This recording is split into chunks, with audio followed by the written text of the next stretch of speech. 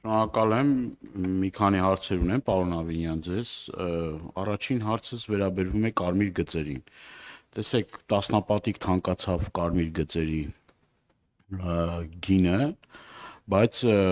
օրինակ ես, որ վճարում եմ, էլի նույն խնդրին բախվում եմ, տեղ չի լինում կանգնելու։ Կարծեմ հիմնավորում այն էր, որ խցանումների հետ կապված, բայց այդ խնդիրը չի լուծում եւ այն մարդիկ իմ նման հազարավոր մարդիկ այդ գումարը վճարում են, էլի կանգնելու տեղ չկա։ Այս առումով կցանկանամ ձեր գնահատականը լսել։ Հաջորդ հարցս ես անցած տարի էլ այդ խնդիրը բարձրացրեցի թափառող կենդանիների վերաբերյալ կացարանների հետ կապված, այս ուղղությամբ ինչ աշխատանք են տարվում, որովհետև հարյուրավոր նամակներ եմ ստանում, որ այս խնդիրը չի լուծվում եւ այս առումով շոշափելի արդյունքներ կարծեք թե չեն գրանցվում, որովհետև դեպքերը շատանում են։ Իմ երրորդ հարցը ձեր հարցի շարունակությունն է, մենք էլ որ հանդիպումներ ենք ունենում մեր հայրենակիցների հետ, կոյուղագծերի հետ կապված բավականին լուրջ խնդիրներ կա, վերջերս ես նաև Էրեբունի օդակայանի հարակից թաղամասում էի եւ էլի այդ խնդիրը կար, բավականին լուրջ մաշվածություն կա, ես գիտեմ, որ տարիների ընթացքում այդ խնդիրները կուտակվել, դեռևս խորհրդային ժամանակահատվածից այդ կոյուղա գծերը չեն փոխվել, բավականին լուրջ ֆինանսական միջոցներ է պահանջում եւ ես կարծում եմ, որ այս առումով կառավարությունը պետք է գումարներ հատկացվի, որովհետեւ այդ մարդիկի վիճակի չեն այդ խնդիրները լուծել, բյուջեն էլ քիչ է հասկանալի, Երևան քաղաքի բոլոր հարցերը չեն կարող այդ գումարի մեջ տեղավորվել, հասկանալի է այդ ամեն ինչը, բայց մենք պետք է այդ մարդկանց լուծումներ առաջարկենք, թե ոնց ենք, որովհետև այդ վթարներից հետո բավականին լուրջ խնդիրներ է առաջանում, հիգիենայի հետ կապված տարբեր խնդիր, չեմ ուզում երկար սրա մասին պարզաբանեմ ասեմ եւ օգտվելով առիթից եւ երրորդ հարցս եմ ուզում տալ, որովհետեւ այդ հարցերը կարեւոր են, բարձրացնում են, ես էլ պետք է այս առումով նաեւ բարձրացնեմ այս խնդիրը եւ ձեր պատասխաններն ակնկալեմ Նուբարաշենի աղբավայրի հետ կապված Քիչ առաջ ես ՏԿ նախարարին այդ հարցը տվեցի, գիտեմ, որ պլանում կա նախատեսված է, որ վերամշակման, բայց կոնկրետ հստակ ժամանակացույց կա, թե երբ է դա լինելու, եւ արդյոք այս հարցները նորից էլի ուզում եմ ուղղել, որովհետեւ ՏԿ նախարարին դա այդ վերամշակման նախատեսված աղբի վերամշակման գործարան որ կլինի հրդեհների հետ կապված կամ այդ հոտի այդ ամեն ինչի մեր քաղաքացիները դուրս այդ խնդիրները ի վերջո լուծվելու է թե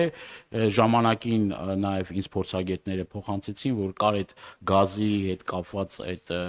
ճապոնական ինչ որ կայաններ 7 հեկտարի վրա եղել եւ չգիտեմ այդ դրա արդյունավետության հետ կապված շնորհակալ եմ Շնորհակալ եմ նախ անդրադառնամ կոյուղիների հարցին Ուզում եմ արձանագրել, որ 2025 թվականին Հայաստանի Հանրապետության կառավարությունը Երևանի քաղաքապետարան մասնավորապես կոյուղների հիմնանորոգման վերանորոգման համար այո գումար հատկացրել է եւ մենք ահռելի ծավալի աշխատանք ենք իրականացրել։ Նախկինում Երևանի քաղաքապետարանը ինքն էր այս ֆինանսական միջոցները հատկացնում, բայց գործընկերները քննարկումների արդյունքում համաձայնել են որոշ չափով գումար հատկացնել եւ իրականում այս process-ը շարունակական է։ Ինչ վերաբերում է կարմիր գծերին, պարոն Դանելյան, տեսեք, երբ որ մենք փոխում ենք կարմիր գծերի հետ կապված որևէ կարգավորում, լինի ֆինանսական կամ որևէ, մենք պետք է հասկանանք, որ այդ process-ին զուգահեռ նաև տեղի ունենում Երևան քաղաքում ավտոների քանակի աճ, այսինքն ամեն տարի այդ ավտոների քանակը ավելանում է։ Վերջին միայն 1 տարում ասեցի 11000 նոր ավտոմեքենա է գրանցվել Երևան քաղաքում եւ շարունակաբար աճում է։ Մենք որպեսզի նախ առաջինը պետք է անդրադառնանք ավտոմեքենաների այդ ծավալին, այսինքն այդ մտնող ծավալին, որովհետեւ դե հիմա ասում է բան են տենց այդ մատերիալից չենք էլի որ կարողանանք տենց այդքան տեղավորվել բայց դրա համար պետքա որոշակի սահմանափակով կարգավորումներ ունենանք բայց կոնկրետ ձեր հարցին ինչպես անենք որ իմանանք արդյոք ես որ գնամ այս հատվածում կարմիր գիծ կգտնեմ թե ոչ հիմա հավելված ենք մենք մշակում էլեկտրոնային հավելված է որով որ դուք կարողանալու եք տեսնել այս տեղում օրինակ 2-3 տեղ կա պոտենցիալ ասենք մինչև հասնեք 2-3 րոպե հետո թե չկա այսինքն այդ ինֆորմացիան մենք արդեն իսկ քարտեզագրում ենք եւ հավելվածով էլեկտրոնային հեռախոսային հավելվածով դուք տեսնելու եք, այս հատվածում կա թե չկա։ Ինչ վերաբերում է շների կացարաններին, ամենամեծ կացարանի մրցույթը, շինարարության մրցույթը արդեն իսկ կամ ընթացքի մեջ է կամ նույնիսկ կայացել է, ունենք ֆինանսական միջոցներ, որ այս կացարանը պետք է կառուցենք, շատ երկար փորձաքննություններ անցանք, որովհետև երևի առաջին մեծ կացարանն էր, բայց անցանք վերջնականապես եւ մրցույթի փուլում ենք արդեն շինարարության կացարանի։ Այս տարի վստահորեն կարող ենք ունենալ պայմանագիրը, չեմ կարծում կհասցնենք ամբողջությամբ ավարտել, բայց հաջորդ տարի հաստատ կավարտենք, էլի շատ բարդ աշխատանք չի։ Աղբավայրի խնդիրը պարոն Դանելյան, որպեսզի հասկանանք, 75 տարվա խնդիր է։ 75 տարվա։ Այսինքն մենք իհարկե, այո, ոնց ֆիքսում ենք, որ դա մեր կարևորագույն խնդիրներից մեկն է, եւ 75 տարվա խնդիրը, այո, մի տարում չի լուծվելու, բայց մենք ունենք երկու զուգահեռ Պրոցես համար 1. Մենք իրականացնում ենք մասնավոր գործընկերների ստացված հայտերով մրցույթ, որը տեղի ունենալու երկու փուլով։ Շուտով առաջին փուլի մասին հայտարարելու ենք։ Այս պայն ոնց որ թե 4 խոշոր ընկերություն հետաքրքրված են նվազագույնը։ Առաջին փուլով ընկերությունները տալու են կոնցեպտուալ, թե ինչ են առաջարկում որպես լուծում, օրինակի համար նոր վերամշակման կայարանը իրենք ինչպես են պատկերացնում։ Երևանի քաղաքապետարանը զտելու է այդ առաջարկվող լուծումներից ամենա իր համար ընդունելի տարբերակը եւ դնելու է արդեն երկրորդ փուլի։ Սա process-ներից մեկն է, այսինքն այդտեղ պոտենցիալ կարող ունենանք հաղթող, բայց որpիսի հանկարծ մի հնարավորությամբ չսահմանափակվենք, մենք պարոն Խուդացյանենց հետ եւ պարոն Խուդացյանենց առաջնորդությամբ գնում ենք նաեւ մեր միջազգային ֆինանսական գործընկերների հետ խնդրի լուծման ճանապարհով, ովքեր ունեն լուծման Հայաստանի Հանրապետության համար ընդհանուր պատկերով առաջարկություն, ուղղակի այդտեղ մեր միակ մտավախությունը եւ վստահ եմ պարոն Խուդացյանենց միակ մտավախությունը ժամանակայինն է, այսինքն թե ինչքան էֆեկտիվ ժամանակի մեջ մենք կկարողանանք այդ երկրորդ ճանապարհով գնալ։ Հիմա այս երկու ճանապարհներից մի օր երբ որ նստենք իրար հետ քննարկելու, արդեն կորոշենք, էլի որ ճանապարհով ավելի էֆեկտիվ գնալը եւ գնալու ենք այն ճանապարհով, որը որ մեզ տալու է լավագույն լուծումները ամենասեղմ ժամկետներում, որովհետեւ այս հրդեհների եւ մնացածի վտանգները իրականում ավելացել են։ Արձագանք մեկ պարոն Դանելյան։ Այո։ Եվս երկու հարց ունեմ, այլի առաջինը վերաբերվում է ուրեմն նկուղներին, այսինքն նապաստարաներին, քաղաքապետարանը այս ընթացքում աշխատանքներ տարվել է, որովհետև սա անվտանգային բավականին լուրջ նշանակություն ունի եւ ես բազմաթիվ անգամ այդ խնդիրները բարձրաձայնել եմ եւ ուզում եմ կոնկրետ թվերով իմանալ արդյոք այդ ուղղությամբ աշխատանք արվում է թե ոչ եւ երկրորդ հարցս էլ վերաբերվում է նույն էլի այդ խցանումներին, բայց հարցս հետեւյալն է. էստակադաններ, նոր որոշակի ճանապարհներ նախատեսվում է թե ոչ, օրինակ նորքից իջնող, եթե չեմ սխալվում, ժամանակի ինչ որ տենց մի պրոյեկտ ես լսել էի, որ որոշակի քննարկման փուլում է, չգիտեմ ճիշտ եմ հիշում թե չէ, այդ ուղղությամբ որոշակի քայլեր արվում են թե ոչ, որովհետև մենք պիտի ես հասկանում եմ, որ մեքենաների թիվը ավելանում է եւ այլ, բայց լուծումներն էլ պիտի գտնվի։ Շնորհակալ եմ պարոն Դանելյան։ Իրականում մենք ունեցել ենք մի քանի նախագիծ, օրինակ Կրկեսի մոտի էստակադայի եւ անցման հայրենիք կինոթատրոնի մոտի անցման եւ էստակադայի նախագծեր, որոնցից կտրականապես հրաժարվել ենք մի պարզ պատճառով, որ կարևորագույն քաղաքի համար հանգույցներում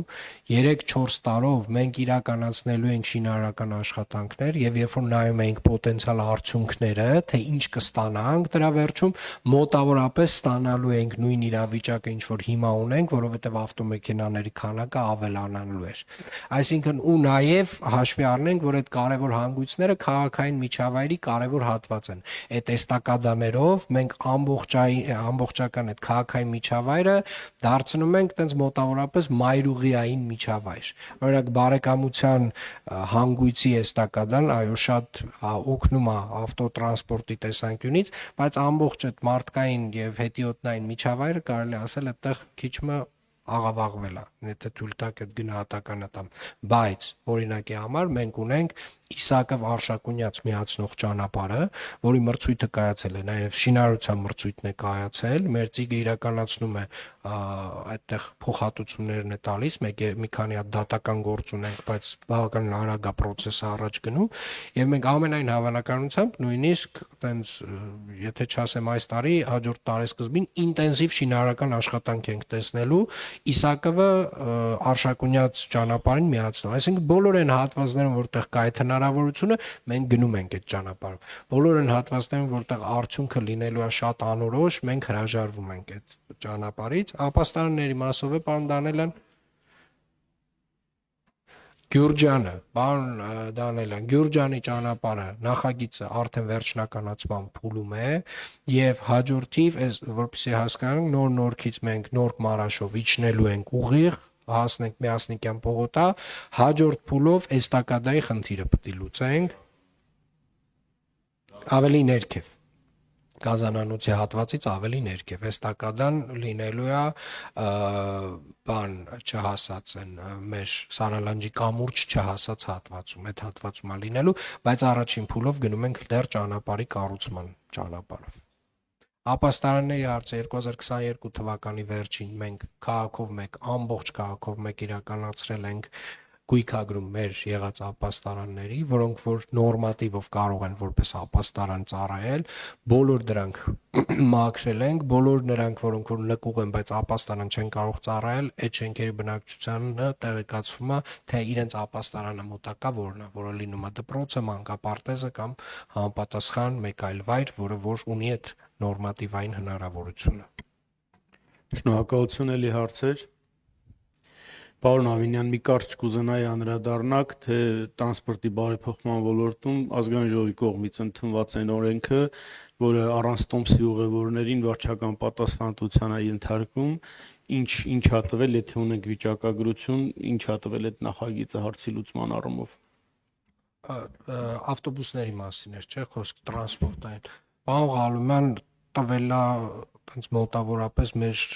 այդ մասով եկամուտների 20% աճ, այսինքն ահռելի թվերի տարբերություն է տվել եւ իրականում ուղղակի այնց անվճար երթևեկող քաղաքացիների, հանգիստ անվճար երթևեկող քաղաքացիների էական նվազում ունենք։ Հիմա օրինակ երբ որ այդ տուգանքները իրականացնում ենք, շատ այնց կարելի ասել, այնց կետային ենք աշխատում նաեւ, որ հասկանում ենք կոնկրետ որ գծերի վրա կամ կրկնվող դեպքեր, այդտեղ ուզում եմ իմանաք, որ ազգային ժողովի մեր գործընկերների նաև շնորհիվ ընդունված օրենքով